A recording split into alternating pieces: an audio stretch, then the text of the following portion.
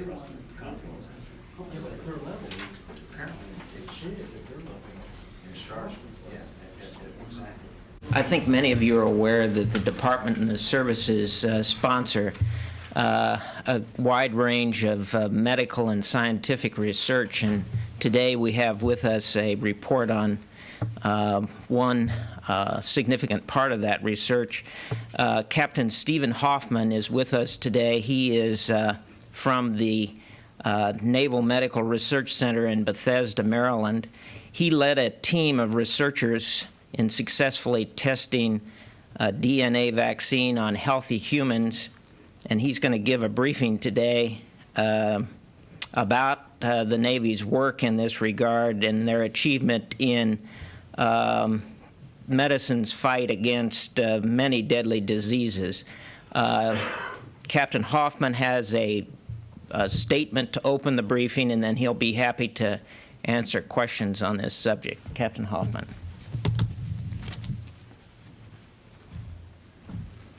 Thank you, Captain, and appreciate your being here.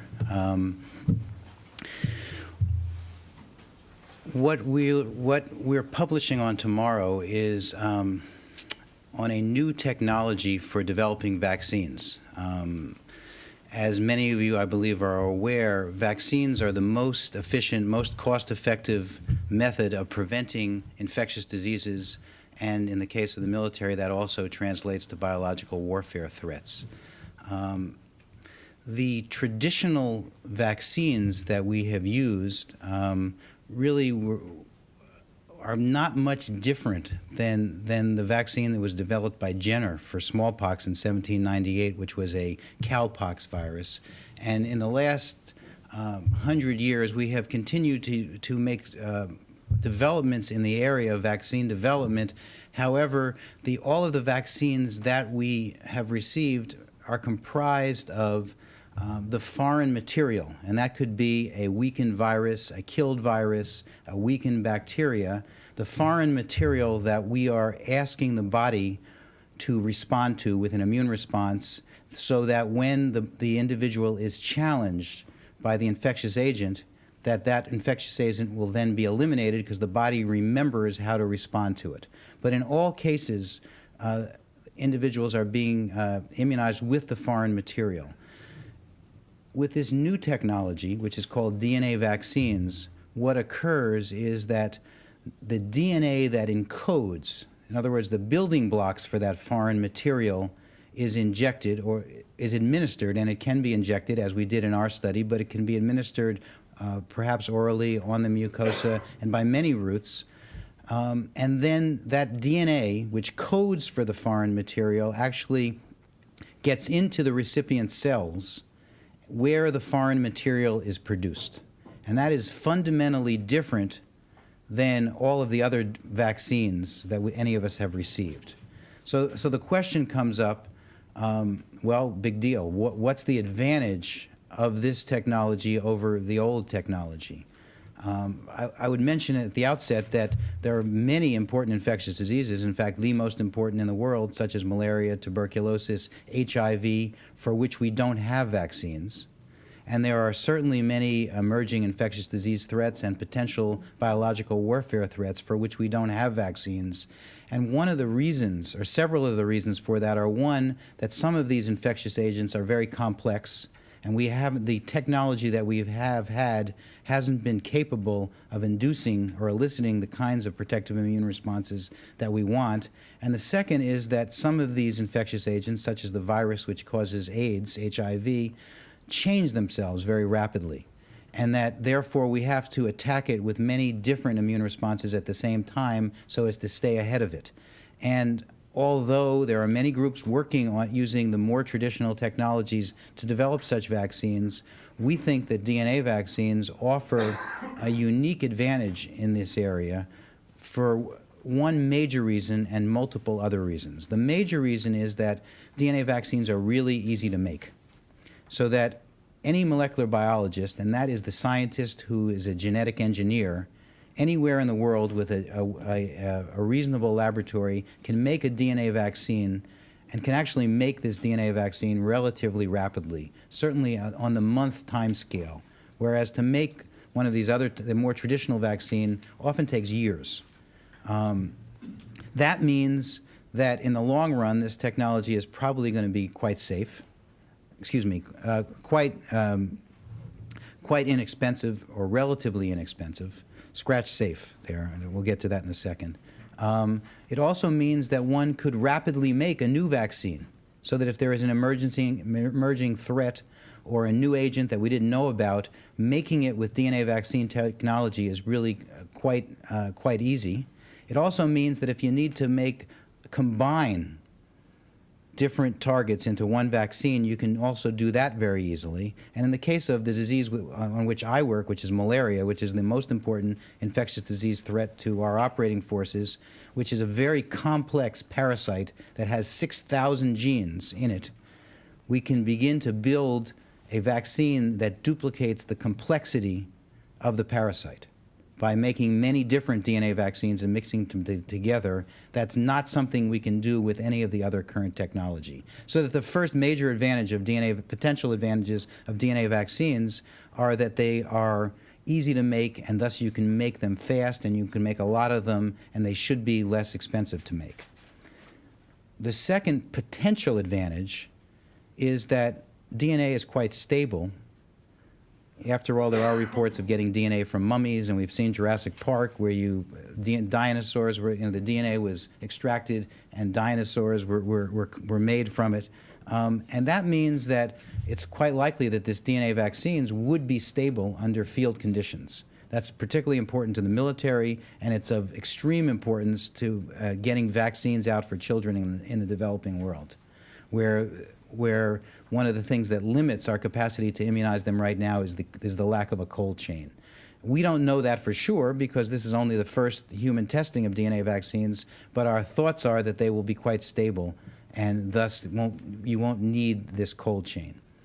The next advantage is relative to the weakened viruses and bacteria that all of us have received as vaccines, such as the measles vaccine, polio vaccine, smallpox vaccine when it was available, the recombinant smallpox vaccines that are being developed now for use against diseases like AIDS. There is always the possibility that a weakened virus or bacteria will revert and become pathogenic and virulent. With DNA, there's no possibility of that occurring. Now, DNA has its own theoretical risks, but one of them is not becoming virulent. The last advantage has to do with the other side of the equation, and it's something that we're reporting on in this paper, and that is the potential for eliciting a type of immune response which has been difficult to elicit with more traditional approaches. It doesn't mean that we can't do it with the more traditional approaches, it just means it has been difficult. And that particular immune response is killer T lymphocytes, cytotoxic T cells, which attack viruses, parasites inside of cells. Most of the vaccines that we've received are designed to produce protective antibodies. And antibodies kill infectious agents outside of cells for the most part, whereas in many cases the parasites, viruses hide within cells, and the way to attack them is through direct interaction with killer T cells. And in mice studies, the DNA vaccines have seemed uniquely excellent in that regard, and one of the reasons for that is because immunologists know that the best way to elicit this type of response is for the foreign material to be produced inside of the host cells. That's the best, most efficient way for the host to make killer T cells. I told you that what we do with a DNA vaccine is administer the DNA, it goes into the recipient cells, the foreign material is produced there, and that is the most efficient way that we know of eliciting this killer T cell response. So that, in summary, the absolute clear advantage of DNA vaccine technology would be its simplicity of production. We think that stability is going to be a major factor. We think that safety, as compared to the live, weakened, or attenuated viruses and bacteria, is a major factor. And the hope is that it will also provide excellent immune responses. And what we did in this study was using malaria as a model, because that's what we work on and that's what's most important to our program, we constructed, in collaboration with Vical Incorporated, which is a San Diego biotech company, a malaria DNA vaccine. Our initial goal was to test it for protection. To do that, we needed a complex vaccine, which was 5 genes that were available to us. When we went jointly, that is the Navy and Vical, to the Food and Drug Administration, they said this is a brand new technology. First thing you have to show is that it's safe, well tolerated, and actually can elicit the immune response you're interested in. So they said do it with 1 gene. So we went and did this study with 1 gene in 20 volunteers, and what we found was that it was safe, well tolerated, and elicited excellent cytotoxic killer T lymphocyte responses. So what we have done is prove the principle that this technology, which was first discovered in the and tested in the early 1990s, the first actual paper on this showing immunogenicity was published in 1992, the next in 1993 on protection of mice, and since then there have been a host of papers in mice, rabbits, and monkeys studies showing that that DNA vaccines were immunogenic and protective, but this is the first demonstration in healthy humans that in fact we can make the jump from our laboratory animals to humans. And as such, this provides the precedent for greatly expanded studies in humans testing malaria in our case, but in many other anti-infectious disease vaccines. Is it more important that it's a DNA vaccine or that it's a malaria vaccine? For this paper, it's much more important that it's a DNA vaccine. This is not, we used malaria as a model. What we have made here will never go forward as a malaria vaccine because it's not complex enough. So give us some sort of explanation of, you worked with the malaria vaccine, but what other applications do you see? There are groups around the world working on almost every other infectious disease that you can think of, and within the military there are groups working on biological warfare threats. So that there have been studies done in HIV-infected individuals, and in fact there were 2 publications earlier this year in HIV-infected people. The interpretation of those is difficult because they're infected, they're immunosuppressed because of the infection with the virus, and they already make immune responses, so you can't tell with complete certainty that what you see is due to the infection or to the vaccine. But so there's work going on to develop a preventive AIDS vaccine, TB vaccine, herpes vaccine, Ebola vaccine, Lassa fever vaccine. Pretty much everything that you can think of is now being studied, has been studied at least in mice or monkeys, and now studies are starting to go forward in humans. But the concern has been, is it really going to work in humans? This isn't the first DNA vaccine testing in humans, is it? This is the first report of any DNA vaccine in healthy humans. So the human testing that's been done before has been in ill people. The only other reports, as far as we know, and in the world's literature, are in HIV-infected individuals, and those were also reported earlier this year. And that's the one where you say because did you get any T-cell response? I Okay. guess it's not your study. It's so not our study, but in the study, one conducted in Sweden, and one conducted in the United States, in the Philadelphia area, the University of Pennsylvania, and a company that was then called Apollon. The study in Sweden reported these cytotoxic T-cell responses also. there was some. There was, but the concern, not the concern, there was great enthusiasm for that result. Amongst immunologists, there's always the concern that, in fact, that might have been due to the infection as opposed to the vaccine. Would it generated a T-cell response? Yes, even though the you- infection itself generates T-cell responses. Yes. Yeah, I want to clarify something. You said early on that one of the advantages of the DNA testing is it could work on a complex virus such as malaria. But then you said that the vaccine the DNA vaccine that you tested could not go forward as a malarial immunization because it is not complex. So could you clarify? Sure. Yeah.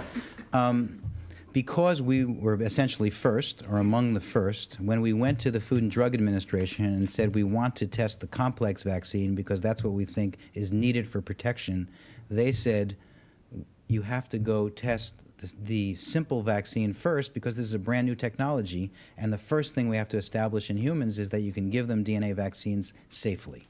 So they said test one first and then you can move to the complex one. So that's what we've done. In the process, we have shown that you can induce these killer T-cell responses at a magnitude which is good, if not better, than seen for any other vaccines. So what you're saying is the simple cell, the simple model will not necessarily protect a soldier in the field. Right. But it will give you It gives the us foundation to go to the next step, absolutely which the complex vaccine will eventually do. right. Will you develop will you develop a complex vaccine then? We or are not? manufacturing with Vical right now two complex vaccines, one that has 5 genes and one that has 15 genes. And we plan to start testing the 5-gene vaccine next summer and the 15-gene vaccine several months later. And Malaria. these are both for malaria. My entire focus in my life is on malaria. Explain the test that you have to do in order to prove that you have developed the malaria vaccine. Okay. So the question was, what are the tests that you need to do to prove that you have a malaria vaccine? So that what we would do is immunize individuals, do the exact same study that we've done now, which is show that test it for safety, which is first and foremost with this new technology, show that it induces these immune responses that we're after, and then in the case of malaria, we actually expose the volunteers to the bites of infected mosquitoes. And the controls, the ones who didn't get the vaccine, get malaria, all of them. Because we do it, we have a lot of experience with that, and we do it in a very controlled setting, it's quite safe. The individuals become ill with a flu-like illness. We diagnose them very rapidly and treat them. But it allows us to determine whether or not the vaccine is actually protective. Eventually, we would have to then, having demonstrated that it was protective in this type of setting, we would then take it to a place where there's natural exposure to malaria and immunize individuals and determine whether or not it protects those individuals.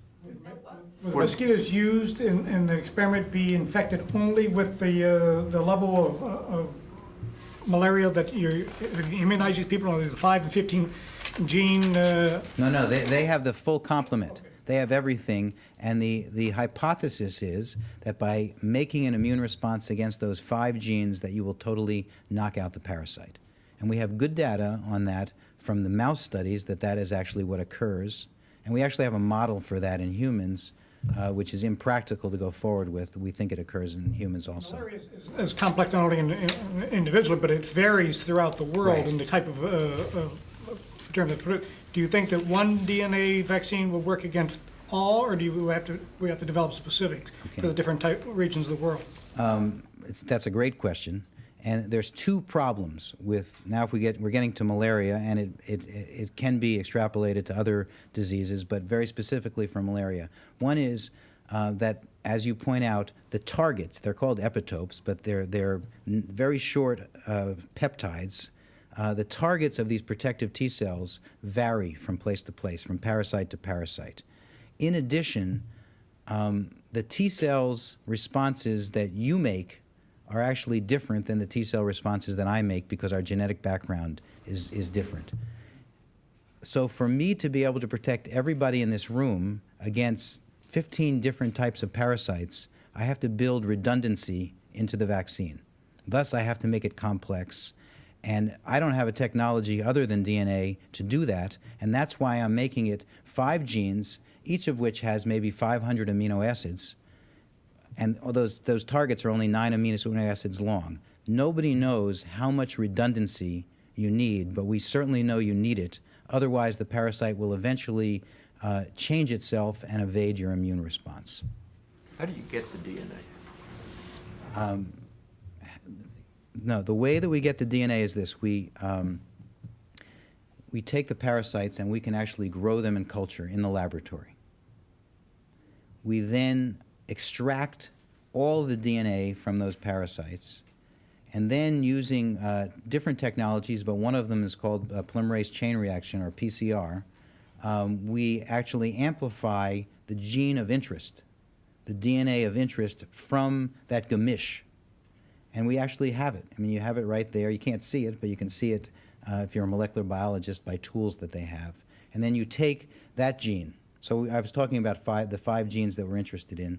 We took a whole gamish of Plasmodium falciparum, that's malaria parasite DNA, which we extracted the DNA, and then we amplified out those 5 different genes. So we have them, each one in a different test tube. Those different genes are then placed into the DNA plasmid, which is the backbone of the DNA vaccine. So if you envision a circle, and we actually had some posters here, but they didn't show up. We'll have them afterwards. But basically envision a circle, and it's open. And you take the gene you're interested in and put it in here, so you have a complete circle. And over here on the circle, you have some DNA which promotes the expression. Oh, here they are. Good question. Well, we're ready for it.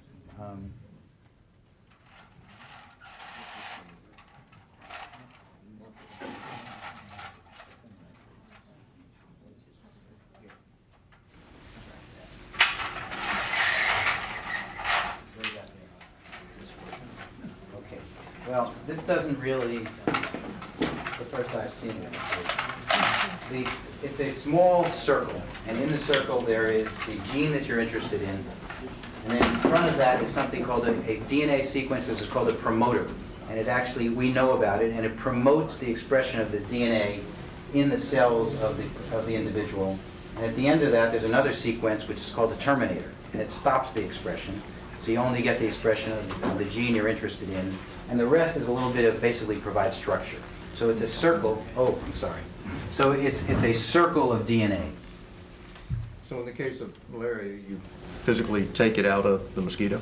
No, we actually grow the malaria parasites in culture. So that just like all of our cells have all of our DNA, all of the malaria parasite cells, no matter what stage they're at, have all the full complement of DNA. You touched on the potential risks of DNA. You're actually taking DNA, you're putting it into our body, and then fooling our body into making foreign matter. Talk about what the risks are of that. So let me just back up and say that when this technology was first talked about in the early 1990s, many scientists in the world basically dismissed it and said that it's impossible that you could take this fragile DNA, and it's called naked DNA because it's not mixed with anything. It's put in salt water, inject it into somebody's muscle, and that you would get the DNA actually to go in there without degrading and produce this protein. After so many scientists duplicated that work, it was clear that it was real. But I have to tell you that the first scientists to present this were practically laughed off the podium.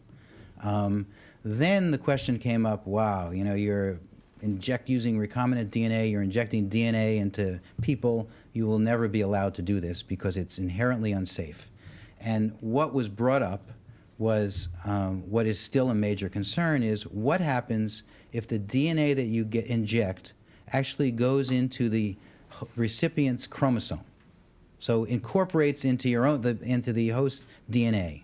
And 2 things could occur in that event.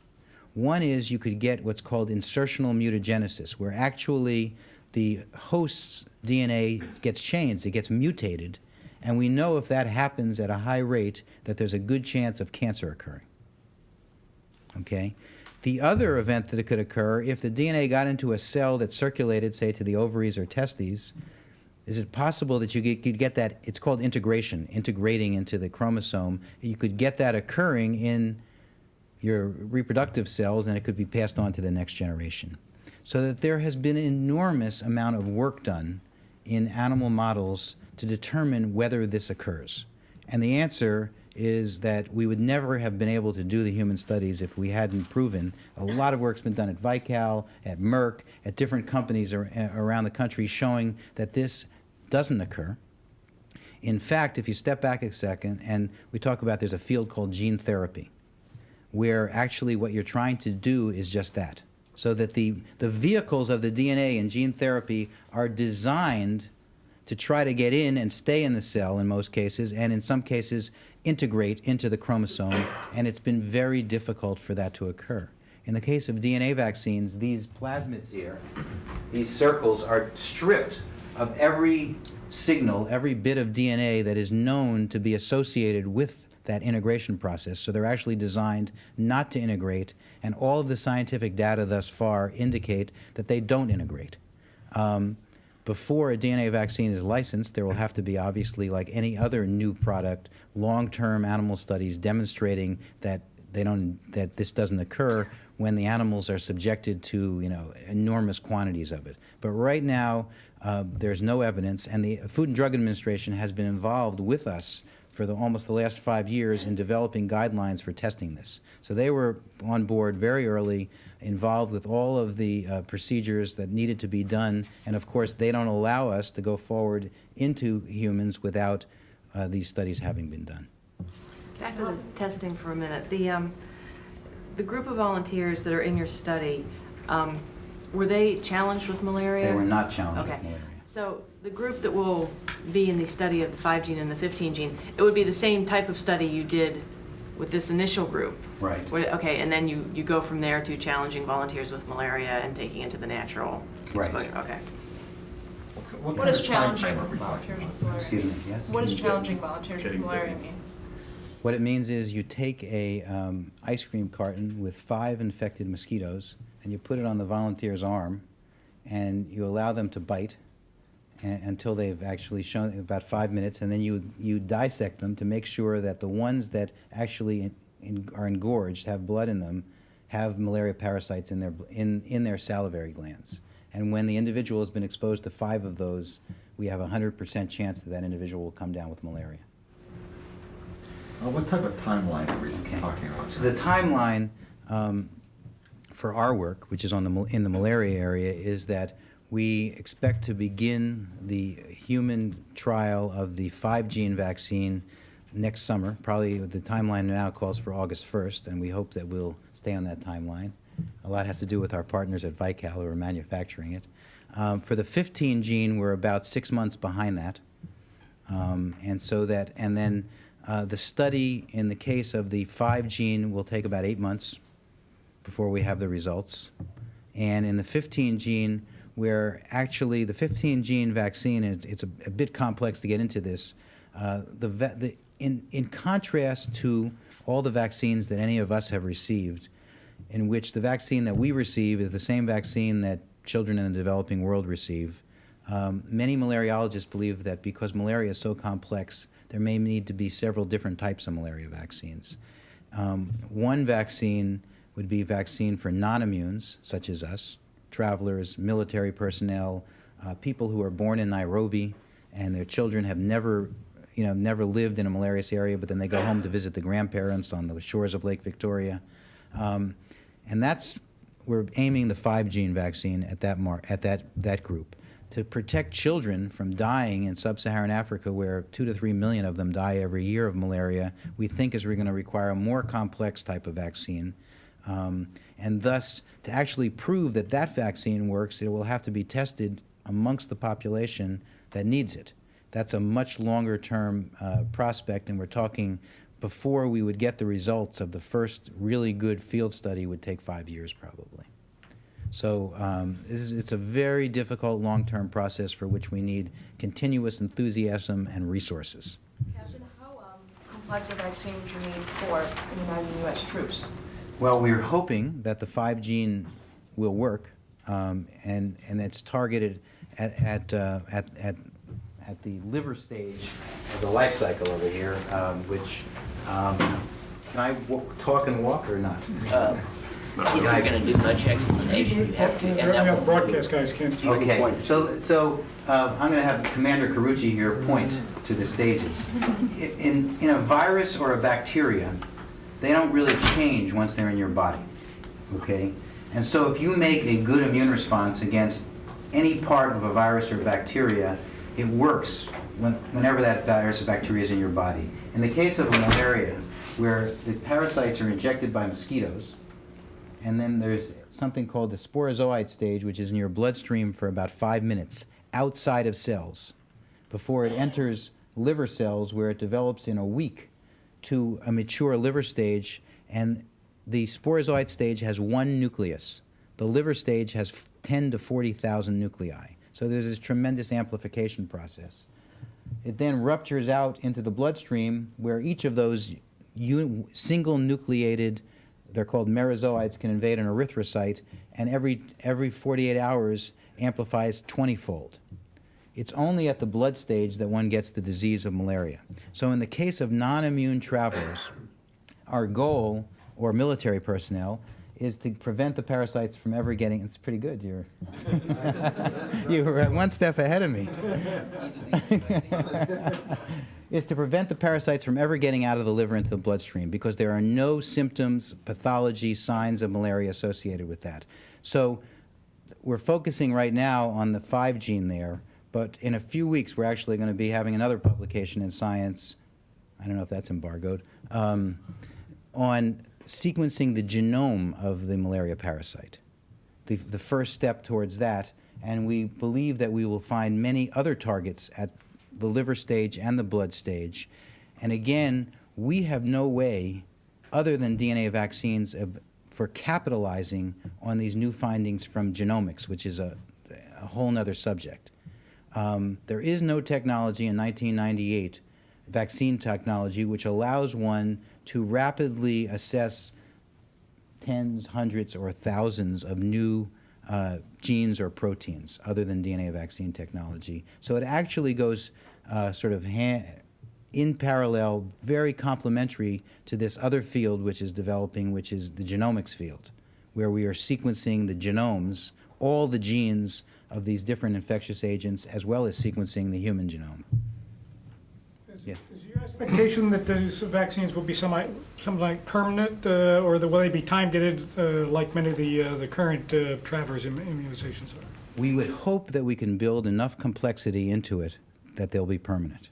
But since we don't have anything, and it's been 100 years since people have been trying to make malaria vaccines, it would be very premature of me to say that it would be permanent. I'd be happy if we have something that works for a year. What is the risk that if you go from 1 gene to 5 to 15 and on up, that you increase the risk of giving these vaccines that you mentioned earlier, that you'll trigger some response unanticipated? That can only be determined experimentally in people that you give it to. The data, any of the minimal data that are available thus far would suggest that that's not the case, because the risk of one of these events occurring when you give, say, 100 micrograms of 25 genes or 2,500 micrograms of one is likely to be pretty much the same. And it actually may be reduced. I wanted to pick up on the money. What monies are needed? What monies are dedicated already? Okay. If we talk about malaria now, you're talking about malaria money. Malaria is the most important parasitic disease in the world. If it's not the most important infectious disease in the world, it's amongst the top 3 with TB and HIV, tuberculosis and HIV. It kills 2 to 3 million people a year, and it infects 300 to 500 million per year, as estimated by the World Health Organization. The entire world's malaria research budget, that's everything, not just vaccines, was estimated by the Wellcome Trust 2 or 3 years ago to be about $80 million. If you contrast that to the amount of money the United States is spending on HIV research, which is in the billions, and you look at the magnitude of the problem, you also look at, from the military's point of view, the magnitude of the threat. In the 20th century, in every military campaign that the United States has been involved in, where malaria was transmitted, we've had more person days, more casualties lost to malaria than to hostile fire.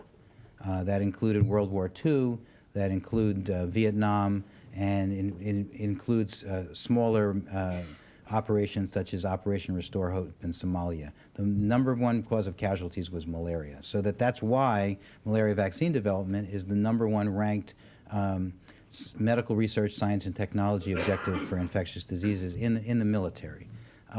So that the amount of money that's being invested in solving this problem is minuscule in comparison to the magnitude of the problem and what is truly needed. And because it's malaria, it's very difficult at this point in the operation to get large-scale or any major pharmaceutical investment. So that we operate at a level, the DoD budget for malaria vaccine development in the military infectious disease research program is $5 million a year. For this, we were able, from the Office of Naval Research, to win what's called an Advanced Technology Demonstration Grant, which allowed us to go forward with this, which increased our budget by about 50% a year, but it's only a 3-year project, and we're in the second year right now of it. We were able to compete with Boeing and Grumman, and so on, and we have the only medical advanced technology demonstration in the Navy, but that's a time-limited operation. We only have it for the next 2 years, and again, that's allowing us to go forward.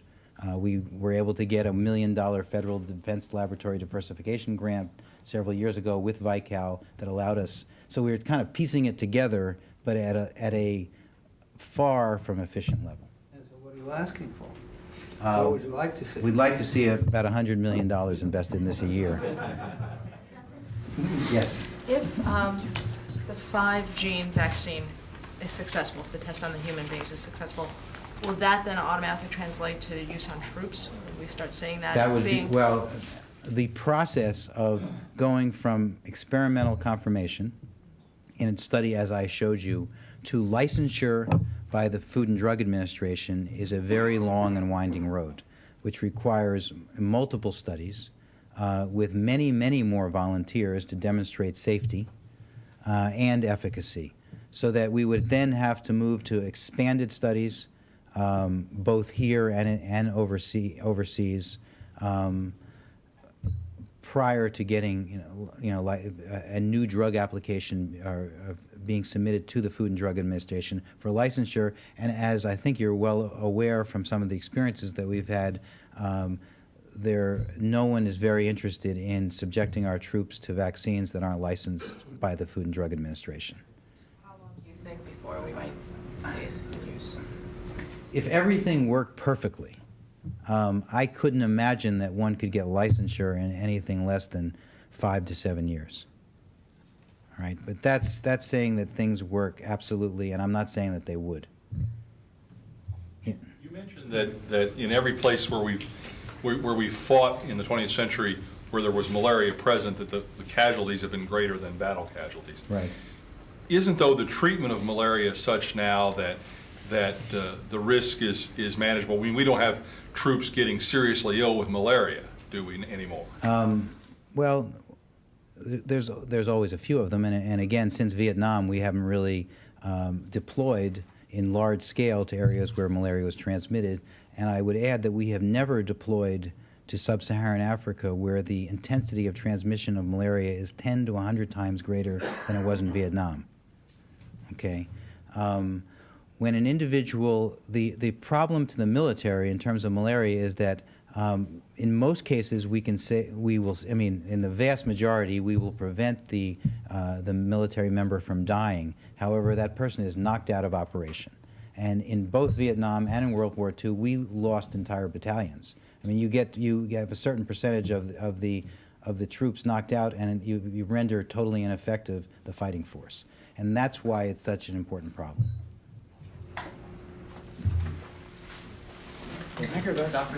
Yes. Could you introduce Yeah. us real quickly? Yeah, I'd like to introduce the members of the team. This is Dr. Rubing Wang, who is the first author on the paper that's going to be published in Science, and she is originally from China and now works full-time in the malaria program at Naval Medical Research Institute. This is Commander Richard Hedstrom, who in 1992 made the first malaria DNA vaccine with his own hands and has been an important, critical part of this effort since its inception in 1992. Commander Dan Carucci, who leads our malaria genome sequencing effort, which is going to be published in a few weeks, the first major advance there.